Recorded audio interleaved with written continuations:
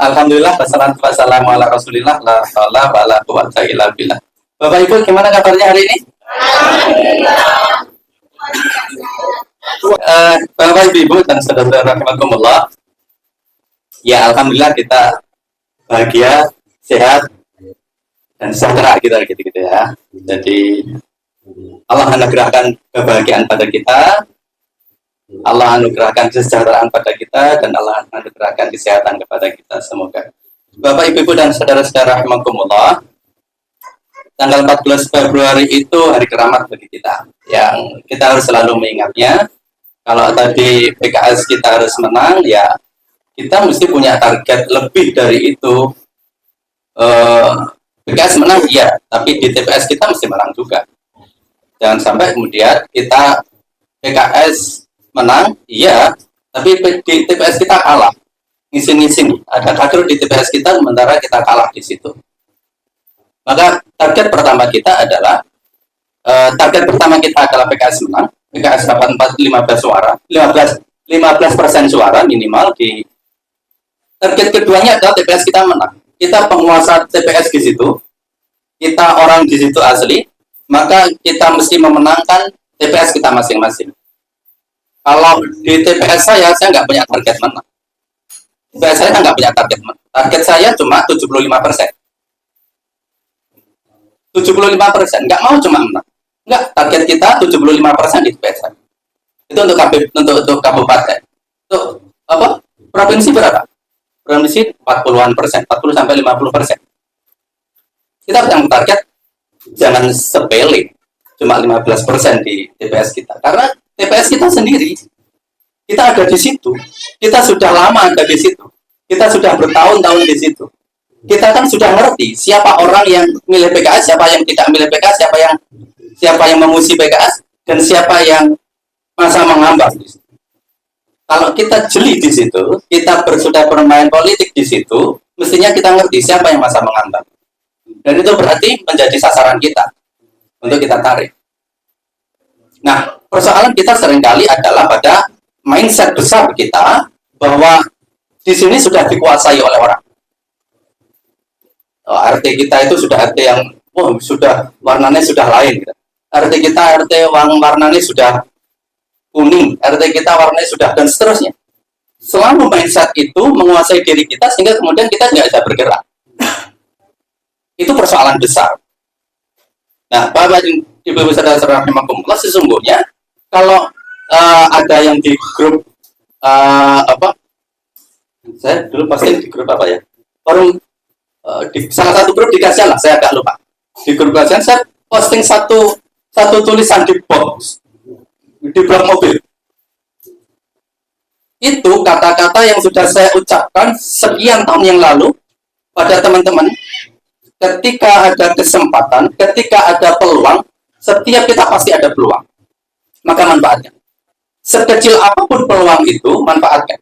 Kalau pembalap terkenal itu, dia mengatakan selama masih ada api busi, maka masih ada kemungkinan untuk menang. Selama masih ada api, selama masih ada api di busi itu, masih ada kemungkinan untuk menang. Dan Bapak saudara rahimakumullah, di setiap TPS kita, di setiap RT kita selalu melihat gelap, sisi gelap. Padahal di situ ada satu titik peluang yang karena itu kecil tidak pernah kita manfaatkan. Peluang-peluang itu kecil mungkin, tetapi ketika yang kecil-kecil itu kita perhatikan betul, kita openi betul yang kecil-kecil itu, maka dia akan menjadi peluang dan dia akan menjadi besar. Nah, persoalannya adalah sekarang ini kan sudah ada ini ya. Sekarang persoalannya adalah apakah kita mau bergerak atau tidak saja. Nah, Bapak Ibu dan saudara rahmatullah, ketika kita bergerak, maka sesungguhnya gerakan kita itu didorong oleh dua hal. Yang pertama soal kesadaran dan keyakinan. Kesadaran bahwa kita mesti menang. Kesadaran bahwa PKS mesti menang. Kesadaran bahwa PKS mesti harus mendapatkan kursi. Kesadaran bahwa di TPS kita, karena itu adalah harga diri kita, maka kita harus menang. Ingat, TPS itu harga diri jenengan. TPS jenengan itu harga diri jenengan. Kalau jenengan kalah, kalau TPS itu kalah, kalau PKS kalah di TPS jenengan, berarti harga jenengan kalah. Itu saja. Kesadaran inilah yang kemudian akan memupuk kita. Kita mesti berupaya agar kita menang di TPS kita. Kalau kesadaran untuk menang di TPS kita sendiri itu tidak ada, ya sudah. Berarti kita punya kesadaran bahwa kita mesti tidak punya harga diri di TPS kita sendiri. Persoalan kemudian adalah, benarkah kita tidak punya harga diri di TPS kita sendiri? Orang di sekitaran kita, orang di RT kita, orang di tetangga-tetangga kita sudah mencap kita TPS, sudah mencap kita PKS. Sadari atau tidak, tetangga jenengan itu mencap jenengan orang PKS. Dan mereka mencap jenengan sedang dengan segudang aktivitas PKS. Tiba-tiba kemudian, di TPS jenengan, PKS kalah. Telat, nggak ada suaranya. Cuma ada 3-4 suara. Apa yang terjadi? Nah, Bapak dan Ibu saudara-saudara, kesadaran untuk menang di TPS kita ini adalah kesadaran soal harga diri kita. Soal harga diri PKS, soal harga diri kader PKS di tempatnya masing-masing. Pertama, jadi pergerakan itu didorong oleh kesadaran. Kedua, pergerakan itu didorong oleh kemanfaatan. Kita menginginkan ada manfaat tidak? Ketika kita menganggap bahwa menangnya PKS itu tidak ada manfaatnya untuk RT kita, ya sudah. Bapak, Ibu, dan saudara-saudara rahimakumullah, kita kan punya kepentingan perbaikan negara, kepentingan islahul hukumah, kepentingan untuk memperbaiki tatanan hukum, kepentingan untuk memperbaiki masyarakat kita, dan itu bisa dicapai salah satunya dengan mengirimkan anggota DPR. Itu salah satunya. Dan ketika kita punya anggota DPR, maka kita pun bisa mengambil manfaat dari anggota DPR itu untuk perbaikan gorong-gorong di RT kita atau perbaikan jalan di RT kita. Kita mestinya mengambil kemanfaatan itu. Maka Bapak, Ibu, dan saudara-saudara rahimakumullah, ke depan ketika kita mempunyai anggota DPR, maka manfaatkan betul anggota DPR itu untuk kepentingan kita. Kepentingan di RT kita, kepentingan di masyarakat kita. Sehingga kemudian ketika nanti 5 tahun yang akan datang kita tinggal nagih janji. Nagih janji itu penting. Ini partai politik, Bos. Ini bukan organisasi bukan organisasi nirlaba, bukan. Ini partai politik, Bos. Maka kita mesti tagih janji. Maka hari ini pun kegiatan kita harusnya ada kegiatan tagih janji. Kita sudah mengucurkan berapa miliar di kasihan ini. Di setiap RT kita sudah mengucurkan berapa ratus juta. Maka ada tagih janji di situ. Sekian puluh tahun yang lalu, 15-an, kalau nggak salah sekitar 15-an tahun yang lalu, atau lebih lah, mungkin 20 tahun yang lalu, ada satu RT, ada satu kampung yang di situ dikocori dalam 5 tahun hampir setengah miliar. Saya ingat betul itu, hampir setengah miliar. Tapi kemudian ketika ditagih janjinya dia nggak mau, lewat, Bos. Sorry, mulai hari ini ada RT-mu tak bablas. Cetok, jelas. Dan sampai hari ini saya tidak berkomunikasi dengan yang ada di sana. Karena cetok, hampir 500 juta digelontorkan untuk dusun itu. Dan ketika tagih janji ternyata orang netes. Ya sudah, lewat. Ini partai politik, Bos. Bukan organisasi sosial. Maka tagih janji. Gitu ya. Tagih janji itu penting. Maka hari ini RT-RT kita yang sudah kita kocori itu, ya tinggal ditagih janji. Jalur suara.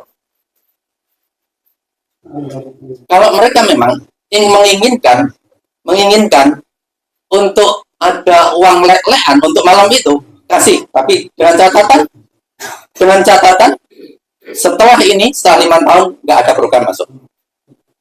Kalau mau tetap ada program masuk, berarti tidak ada uang lelehan, uang jogosworo, nggak ada. Pilihannya adalah ada uang jogosworo atau program akan berlangsung 5 tahun, 3 tahun yang akan datang. Itu pilihannya. Kenapa? Karena dulu ada begitu yang saya ceritakan 15 tahun, 20 tahun yang lalu, ketika hampir hari H, dia minta uang jogosworo. Nggak bisa. Nggak ada uang jogosworo. Yang ada, gonmu tak curi sekian ratus juta, ya pun jalur suara. Itu aja. Nah, Bapak Ibu dan saudara-saudara rahimakumullah. Jadi, kita punya kepentingan. Jadi, pergerakan kita itu didorong karena kita punya kepentingan.